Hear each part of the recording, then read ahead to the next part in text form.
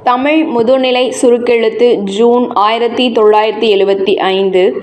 நமது நாடு சுதந்திரம் பெற்று 27 ஆண்டுகள் ஆகிவிட்டன என்றாலும் உணவு உற்பத்தியில் இன்னும் சுய தேவையை பூர்த்தி செய்ய இயலாத நிலையில்தான் உள்ளோம் என்பதை நாம் ஒப்புக்கொள்ள வேண்டியவர்களாக இருக்கிறோம்.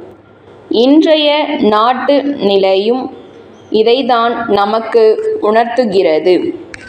பருவமழை தவறியதே இந்த நிலைக்கு முக்கிய காரணமாக அமைந்திருக்கிறது.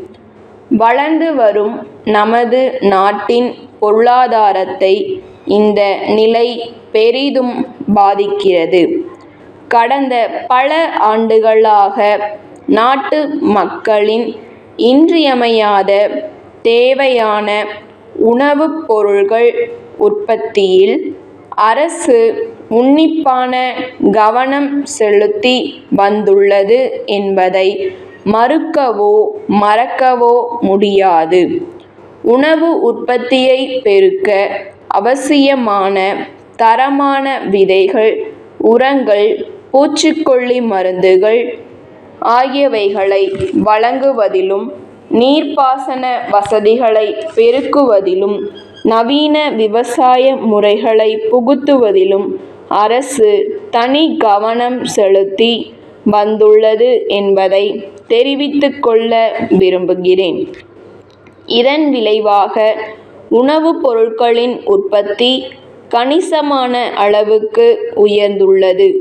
எனினும் உணவு உற்பத்தி நமது தேவையை பூர்த்தி செய்யும் அளவுக்கும் குறைவாகவே உள்ளதே தவிர உபரியாக இருப்பதாக கருத முடியவில்லை. ஆங்காங்கே உணவு தட்டுப்பாடு உள்ளது. இந்த நிலை மாறவும், விலைகள் ஏறாமல் இருக்கவும் தகுந்த நடவடிக்கைகளை அரசு எடுத்து வருகிறது. பொதுமக்களுக்கு நியாய விலையில் அரிசி வழங்கும் ஏற்பாடு நடைபெற்று வருகிறது.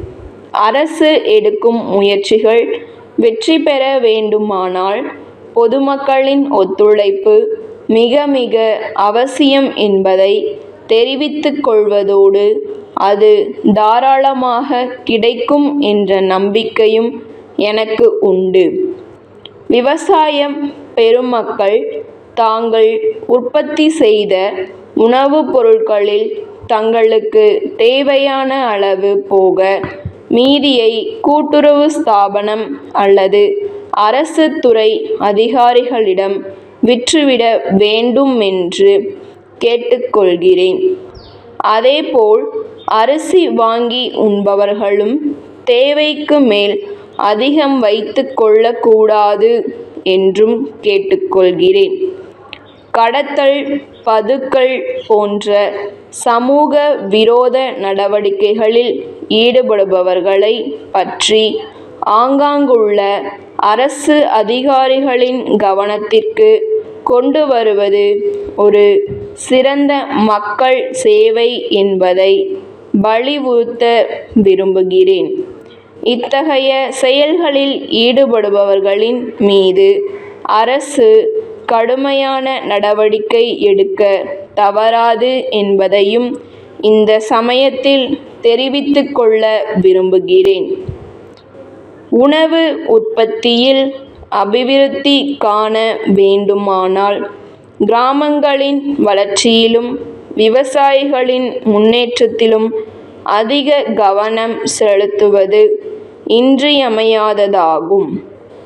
கிராமங்களில் உள்ள மனித சக்தியையும் இதர வசதிகளையும் பெரும் அளவுக்கு பயன்படுத்தி அதன் மூலம் சிறந்த நன்மைகளைப் பெற திட்டங்கள் தீட்டப்பட வேண்டுமென்று அவர் வற்புறுத்தி வந்தார். கிராமங்களை வாழ வைக்க வேண்டும். கிராம மக்களிடையே இருக்கும் வறுமை, அறியாமை ஆகியவை அகற்றப்பட வேண்டும். நாகரிகமும் பண்பாடும் உடைய மக்களாக அவர்கள் மாறி மீண்டும் நல்வாழ்வு பெற வேண்டுமென்று கேட்டுக்கொள்கிறேன். திருச்சி முருகன் கூட்டமைப்பின் மேலாளரிடமிருந்து சேலம் குமரன் துணிக்கடை உரிமையாளருக்கு அன்புடையீர்.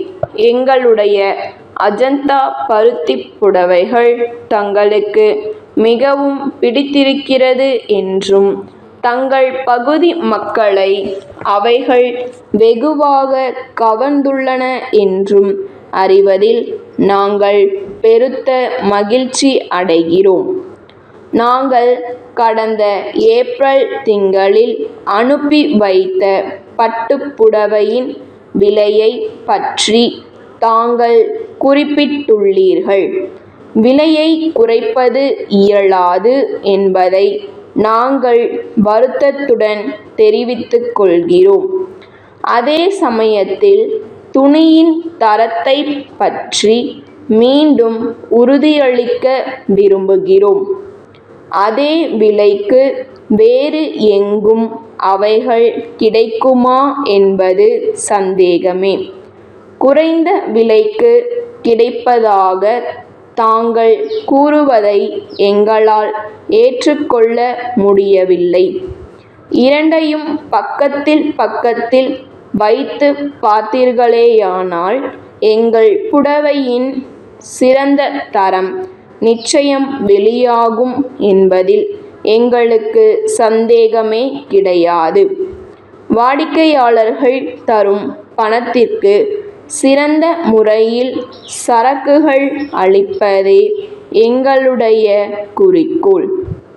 இந்த முயற்சியில் நீங்கள் எங்களுக்கு உதவ வேண்டும் என்று கேட்டுக்கொள்கிறோம்.